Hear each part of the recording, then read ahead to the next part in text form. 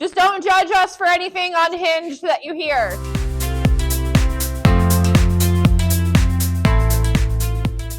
Are you reading anything good lately? No, actually, everything I've been reading kind of sucks. What have you been reading? Oh, let me tell you. I've been on this binge of the Housemaid series. Okay. Have you heard of it? I have never heard of it, actually. So I have, you know how much I love when people die. Right. So I decided that I might as well just like deep dive into more of the like psychological thriller stuff. Okay. And I have found a deep, deep love of Freida McFadden. Okay. So she writes this Housemaid series. It's coming out in December as a movie. Millie, she's like mid-20s, I think. She's a felon. And she's recently released from jail, and she's like looking for work, okay? So she's like rehabilitating into normal society. I mean, she wasn't like serial killer psycho. She just killed one guy. Like, it was just one guy. It's just one. It was just one. And he totally deserved it because he was raping her best friend. So, yeah, I think that's deserved. So she like is at a party. She sees her best friend being raped, and she like smashes this guy over the head with something, and he dies. Oh, shit. That's a good friend. Right? And then her friend wouldn't even be friends with her anymore. After she killed the guy? After she killed the guy who was raping her, her friend was like, that was psycho. And then like they stopped being friends.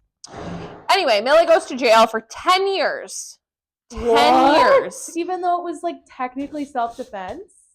Well, it wasn't her self-defense. It was her friend. It was aggravated assault, I think.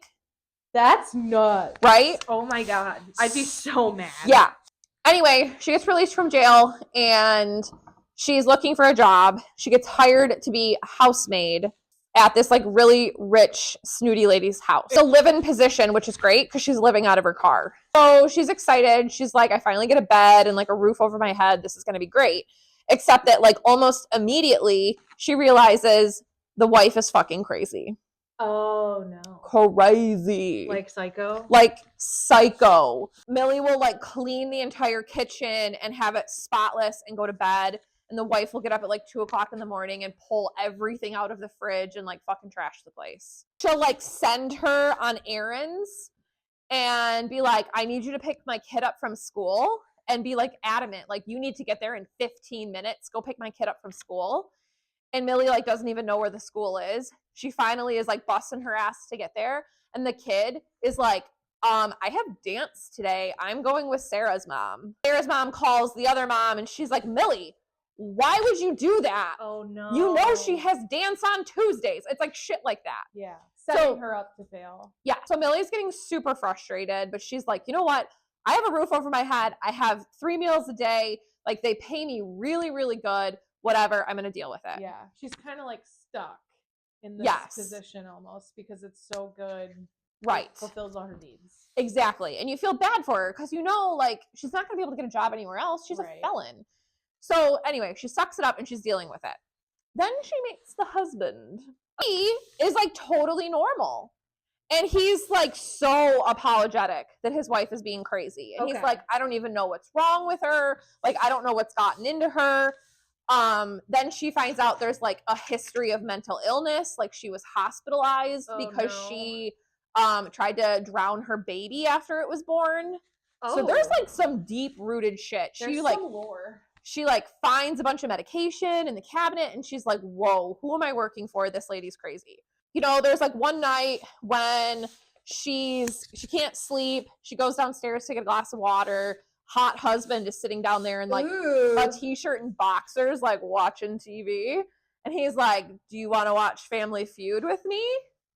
And she's like in, you know, a tank top and undergarment. Like, she's like wearing next to nothing. And he's like, come sit on the couch and watch, you know, Family Feud with me. And so she's like hanging out with him. Yeah, they're just hanging out as friends. The wife comes down, throws a fucking fit. She's like, what are you doing with the housemaid? Right? Right.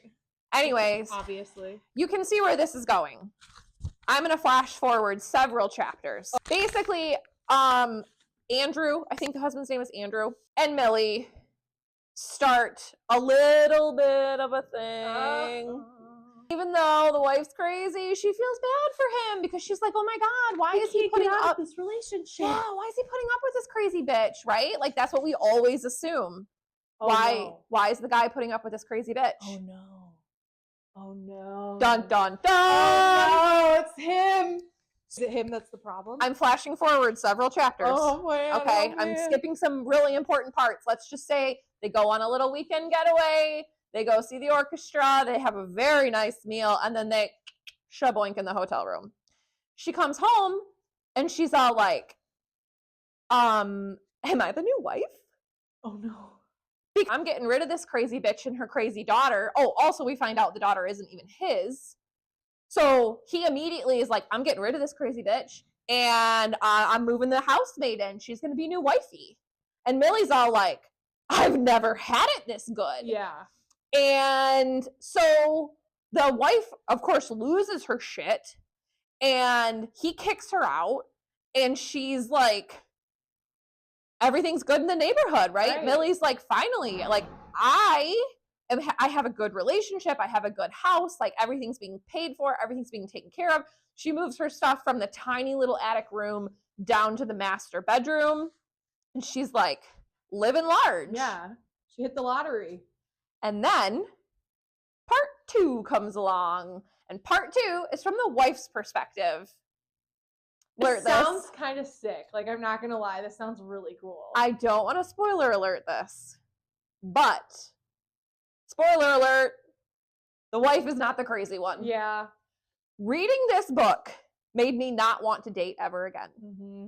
Because this motherfucker was so twisted in the shit that he did to his wife, broke her down so bad that she had to find a replacement for his anger and his attention so that she could get the fuck out. No way. Spoiler alert. That's okay. So here's how I feel like the movie is going to go. I feel like it's going to be the perspective of the main character, and everything is happening, but it's in the background of like what you're seeing. So like when they get through the story and there's the realization, you go back and realize, oh, this was happening. This is actually how this was happening. Yeah, and I feel like they'll go back. Right. And be like, oh, look it. This was happening the whole time. It was all I was wondering staged. if maybe he had done anything to mess with her too. Well, wouldn't that just be a kicker if both the husband and the wife are in on it? Ooh, that really will fuck you up. No, he was the innocent bystander, but really he like fell into the wife's plan and her trap. That's really cool. Because she needed to get out of the marriage. Yeah. And I'm not going to give you any more other than the most heart-wrenching part about this whole thing is I had to read this imagining Brandon Skellner or whatever his last name is. I had to imagine Atlas be the bad guy. Right. And it was just devastating to me. I'm on the 3rd book right now. There's more? There's 1, 2, 2.5, and then 3. Okay. I just started 3. Okay. Is it your favorite read of the year? Like so far? No. No.